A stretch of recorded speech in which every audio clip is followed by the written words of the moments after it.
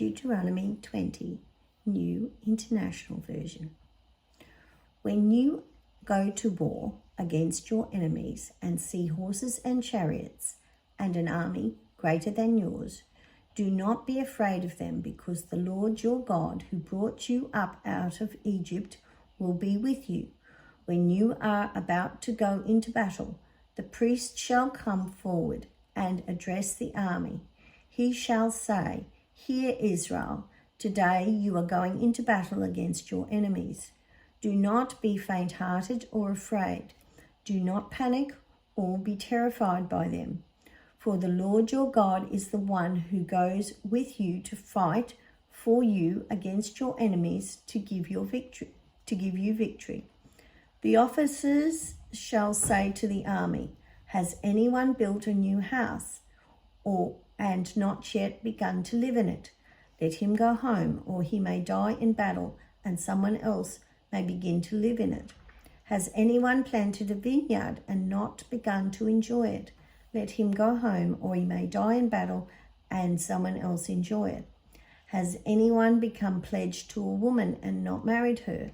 Let him go home, or he may die in battle, and someone else marry her." Then the officers shall add, "Is anyone afraid or faint-hearted? Let him go home, so that his fellow soldiers will not become disheartened too." When the officers have finished speaking to the army, they shall appoint commanders over it. When you march up to attack a city, make its people an offering of peace. If they accept and open their gates, all the people in it shall be subject to forced labor and shall work for you. If they refuse to make peace and they engage you in battle, lay siege to that city. When the Lord your God delivers it into your hand, put it to the sword, all the men in it.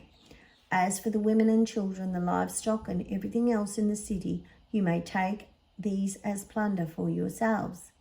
And you may use the plunder the Lord your God gives you from your enemies.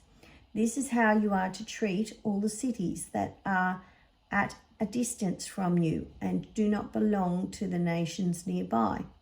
However, in the cities of the nations the Lord your God is giving you as an inheritance, do not leave alive anything that breathes.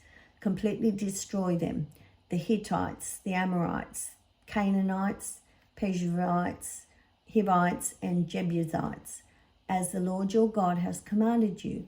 Otherwise, they will teach you to follow all the detestable things they do in worshipping their gods, and you will sin against the Lord your God.